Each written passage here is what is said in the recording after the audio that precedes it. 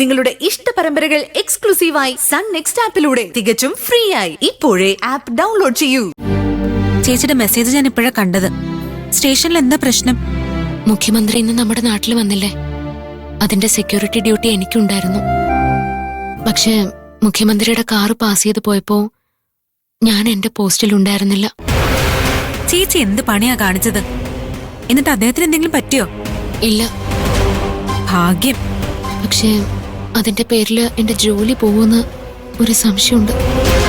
ചേച്ചി എന്തിനാ പോസ്റ്റ് വിട്ടു പോയത്? മോളെ, ഇന്ന് രാവിലെ നമ്മൾ ധൃതി പിടിച്ചല്ലേ വീട്ടിൽ നിന്ന് ഇറങ്ങിയത്. അതുകൊണ്ട് എനിക്ക് ടോയ്ലറ്റിൽ പോകാൻ സമയം കിട്ടിയില്ല.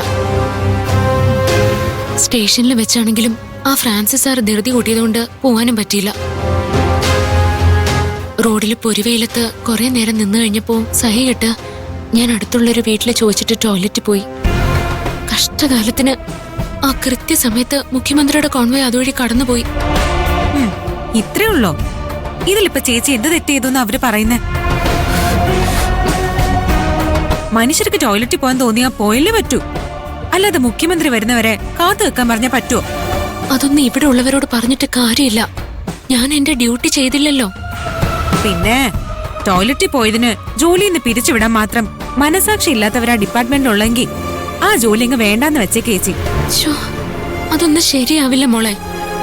ഇപ്പൊ ഇത് ജോലിയുടെ മാത്രം പ്രശ്നമല്ല. ഇപ്പൊ ഞാൻ തോറ്റുപോയാ തോൽക്കുന്നത് നമ്മുടെ അച്ഛനും കൂടിയാ.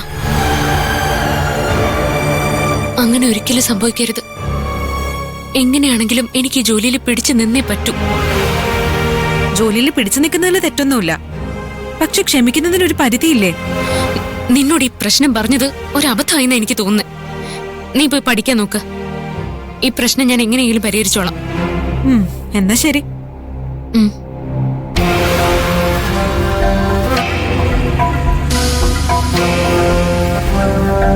മഹിമ എന്താ പറഞ്ഞേ? ജോലി കളഞ്ഞിട്ട് പോരാനാ അവളുടെ ഉപദേശം. അവൾക്ക് എന്തറിയാം?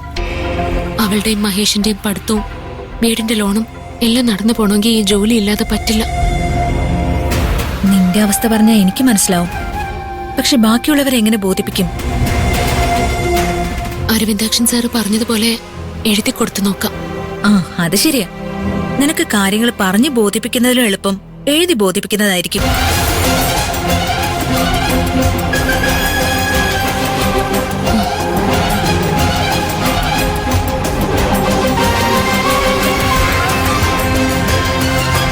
സർ,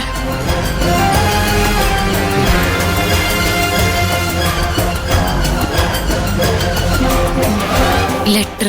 ഇനിയിപ്പോ ഇതിന്റെ ആവശ്യമൊന്നുമില്ല. നടന്നത് എന്താണെന്നറിയാൻ കമ്മീഷണർ നേരിട്ട് സ്റ്റേഷനിലേക്ക് വരുന്നുണ്ട്. എല്ലാം ഐശ്വര്യ മേഡത്തോട് നേരിട്ട് പറഞ്ഞാൽ മതി. സർ,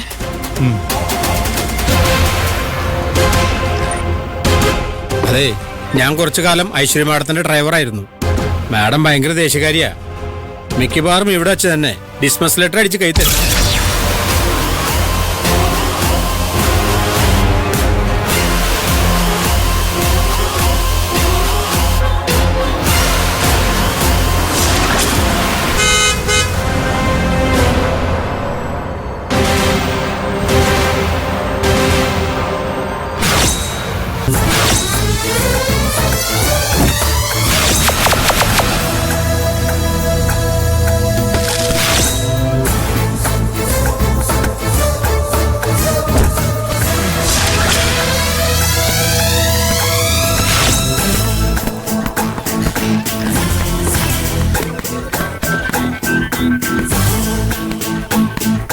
കൊള്ളാം. സല്യൂട്ട് അടിക്കുന്ന ഒരു കുറവുമില്ല. കുറെ വർഷമായില്ലേ ഈ ജോലി തുടങ്ങിയിട്ട്. എന്നിട്ട് ഒരു VIP-യുടെ സെക്യൂരിറ്റി ഹാൻഡിൽ ചെയ്യാൻ പഠിച്ചിട്ടില്ല. എവിടെ ഈ പ്രശ്നങ്ങളെല്ലാം ഒപ്പിച്ചാ മിടുക്കി? CPO മഞ്ജു മാധവൻ.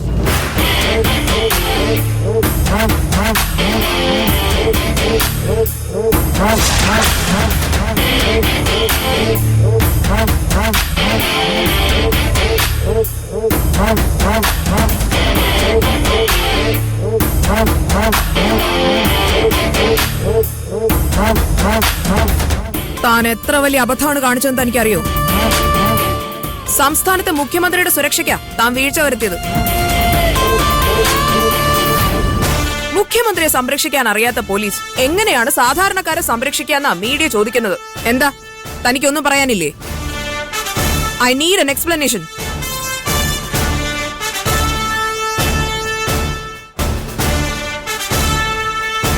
വിശദീകരണം ലെറ്റർ എഴുതാൻ പറഞ്ഞിരുന്നു. ഓഹോ, അപ്പൊ ന്യായീകരണമൊക്കെ ആയിട്ട് റെഡി ആയിട്ടിരിക്കുകയാണ്. ശരി, വായിക്ക്, കേക്കട്ടെ. ഞാനോ? പിന്നെ ആര്? ഞാനോ? ഇത്ര ആളുകളുടെ ജോലി വെച്ചിട്ടാ താൻ കളിച്ചത്. അപ്പോ എന്താ സംഭവിച്ചെന്ന് അറിയാനുള്ള അവകാശം ഇവർക്ക് എല്ലാവർക്കും ഉണ്ട്. വായിക്ക്.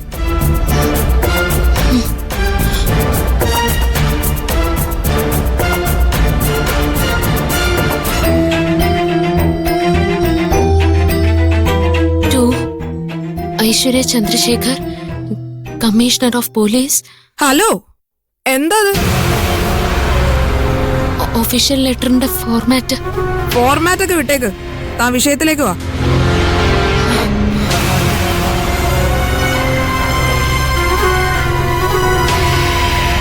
ഇന്ന് 2024 മെയ് 14 തീയതിക്ക് ഞാൻ മുഖ്യമന്ത്രിയുടെ സുരക്ഷ ഒരുക്കുന്ന ടീമിന്റെ ഭാഗമായി ഡ്യൂട്ടി ചെയ്യാനായി പോയിരുന്നു. Senior civil officer Francis Xavier തന്ന പോസ്റ്റിൽ നിന്നപ്പോ എനിക്ക് പ്രകൃതിയുടെ വിളി അനുഭവപ്പെട്ടു. ആരുടെ വിളി? പ്രകൃതിയുടെ വിളി. ആരായാലും എന്താ, ഡ്യൂട്ടിയിലുള്ളപ്പോഴേ ആരുടെ വിളി വന്നാൽ എടുക്കരുത്. എടോ, പ്രകൃതിയുടെ വിളി എന്ന് പറഞ്ഞാൽ നേച്ചേഴ്സ് കോൾ. അതായത് ഈ കുട്ടിക്ക് ടോയ്ലറ്റിൽ പോകാൻ തോന്നിയെന്ന് അല്ലേ? Yes madam. ബാക്കി വായിക്ക്. അടുത്തൊന്നും ഒരു വീടോ കടയോ പോലും ഇല്ലാത്തതുകൊണ്ട് കുറെ ദൂരം സൈക്കിളിൽ ലിഫ്റ്റ് ചോദിച്ച് ഒരു വീട്ടിൽ ചെന്നാണ് എനിക്ക് ടോയ്ലറ്റിൽ പോകാൻ കഴിഞ്ഞത്. എന്റെ ഭാഗത്തു നിന്ന് സംഭവിച്ച വീഴ്ച എത്ര ഗുരുതരമാണെന്ന് ഞാൻ മനസ്സിലാക്കുന്നു. മേലിൽ ഇങ്ങനെ ഒരു വീഴ്ച എന്റെ ഭാഗത്തുനിന്ന് ഉണ്ടാകില്ല എന്നും എന്റെ ജോലി ആത്മാർത്ഥമായും സത്യസന്ധമായും ഞാൻ ചെയ്യുമെന്നും ഞാൻ ഉറപ്പു തരുന്നു. മതി. മൂത്രം ഒഴിക്കാൻ മുട്ടിയെന്നും പറഞ്ഞ് ആരെങ്കിലും ഡ്യൂട്ടി ചെയ്യാതിരിക്കോ? ഇതൊക്കെ ഒരു കാരണമാണോ? കാരണമല്ലേ? നിങ്ങൾ ആണുങ്ങളെ പോലെ അല്ല സ്ത്രീകളുടെ കാര്യം. ഇങ്ങനെയുള്ള പ്രാഥമിക ആവശ്യങ്ങൾക്ക് സ്ത്രീകൾക്ക് കുറച്ച് പ്രൈവസി വേണം. താനല്ലേ എല്ലാവർക്കും പോസ്റ്റ് തിരിച്ചു കൊടുത്തത്? അതെ മാഡം. എടോ, തനിക്ക് എത്ര വർഷത്തെ എക്സ്പീരിയൻസ് ഉണ്ട്? ഈ അവസ്ഥയിൽ ഒരു പെൺകുട്ടിയെ ഒറ്റയ്ക്കൊരു വീട് പോലും ഇല്ലാത്ത സ്ഥലത്ത് ഡ്യൂട്ടിക്ക് ഇടരുതെന്ന് തനിക്ക് അറിയില്ലേ? അങ്ങനെ എല്ലാവരെയും സൗകര്യം നോക്കി ഡ്യൂട്ടിക്ക് ഇടാൻ പറ്റുമോ മാഡം? മാത്രമല്ല, ഡ്യൂട്ടിക്ക് പോകുന്നതിന് മുമ്പ് ഈ പ്രാഥമിക ആവശ്യങ്ങളൊക്കെ നടത്തിക്കൂടെ? ഇവിടെ ഒരു ടോയ്ലറ്റ് ഉണ്ടല്ലോ. മാഡം, രാവിലെ ഫ്രാൻസിസ് സാറ് ലേഡീസ് ടോയ്ലറ്റിലായിരുന്നു. അതാ മഞ്ജുവിന് ഡ്യൂട്ടിക്ക് പോകുന്നതിന് മുൻപ് ടോയ്ലറ്റ് യൂസ് ചെയ്യാൻ പറ്റാതിരുന്നത്. ഇതിങ്ങേരുടെ സ്ഥിരം പരിപാടി തന്നെയാ. താൻ എന്തൊക്കെയാടോ ഈ കാണിക്കുന്നത്? തനിക്കെന്താ ലേഡീസ് ടോയ്ലറ്റ് കാര്യം?